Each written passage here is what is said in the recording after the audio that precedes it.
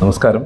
ഈ കർക്കിടക മാസത്തിൽ എന്താണ് ആയുർവേദ പഞ്ചകർമ്മ ചികിത്സകൾക്ക് ഇത്രയും പ്രാധാന്യം എന്നുള്ളതാണ് നമ്മൾ ഇന്ന് ഡിസ്കസ് ചെയ്യുന്നത്.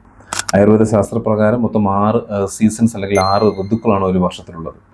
ശിശിരം, വസന്തം, ഗ്രീഷ്മം, വർഷം, ശരത്, ഹേമന്തം എന്നിങ്ങനെയാണ് ആ 6 സീസൺസ്. അതിൽ ഗ്രീഷ്മ ഋതു എന്ന് പറയുന്ന ശക്തമായ വേനൽക്കാലത്ത് നിന്നും വർഷ ഋതു എന്ന് പറയുന്ന ഒരു മഴക്കാലത്തേക്ക് ഉണ്ടാകുന്ന ഒരു ട്രാൻസിഷൻ കാരണം ഹ്യൂമൻ ബോഡിയിലും അന്തരീക്ഷത്തിലും ഭൂമിയിലൊക്കെ ഒരുപാട് ചേഞ്ചസ് ഉണ്ടാകുന്നുണ്ട്. ഹ്യൂമൻ ബോഡിയെ സംബന്ധിച്ചിടത്തോളം ത്രിദോഷങ്ങളായ വാതപിത്ത കഫദോഷങ്ങളിൽ വാതദോഷം വല്ലാതെ വർദ്ധിച്ചിരിക്കുന്ന ഒരു സമയമാണ്. അതുപോലെ തന്നെ ജഠരാഗ്നി അല്ലെങ്കിൽ ഡൈജസ്റ്റീവ് കപ്പാസിറ്റി ഈ സമയത്ത് ഒരുപാട് കുറഞ്ഞു പോകുന്ന ഒരു സമയമാണ്.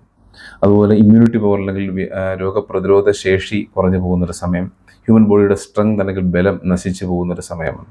അപ്പോൾ ഈ ബുദ്ധിമുട്ടുകളെല്ലാം ഉള്ളതുകൊണ്ട്, ഈ വാതദോഷം കൂടുന്നത് കൊണ്ട് പല രീതിയിലുള്ള സന്ധിവേദനകളും കൈകാലുകൾക്ക് തരിപ്പും പെരിപ്പും മരവിപ്പും ഒക്കെ ഉണ്ടാകാം. ദഹന വ്യവസ്ഥയ്ക്ക് ഉണ്ടാകുന്ന ബുദ്ധിമുട്ടുകൾ വരുന്നത് കൊണ്ട് പല രീതിയിലുള്ള കോൺസ്റ്റിപ്പേഷനും ഗ്യാസ്ട്രൈറ്റിസും അതുപോലെ തന്നെ ഗ്യാസ്ട്രിക് അൾസേഴ്സ് ഒക്കെ ഉണ്ടാകാം. ഇമ്മ്യൂണിറ്റി പവർ കുറഞ്ഞു പോകുന്നതുകൊണ്ട് infections, viral, bacterial, fungal infections ഒക്കെ ആ സമയത്ത് ഹ്യൂമൻ ബോഡിയെ അഫക്റ്റ് ചെയ്യാം. സ്ട്രെങ്ത് ഒരുപാട് കുറഞ്ഞു പോവുകയൊക്കെ ചെയ്യാം.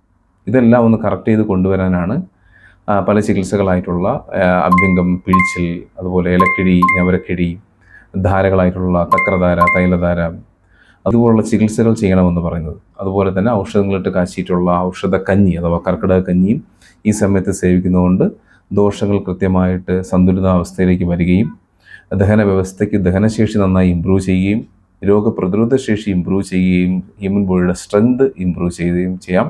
അതുകൊണ്ട് തന്നെ അടുത്തൊരു വർഷക്കാലം പരിപൂർണ്ണ ആരോഗ്യത്തോടു കൂടി ജീവിക്കാൻ സാധിക്കും എന്നുള്ളതാണ് ഇതിൽ നിന്നൊക്കെ കിട്ടുന്ന ഗുണം.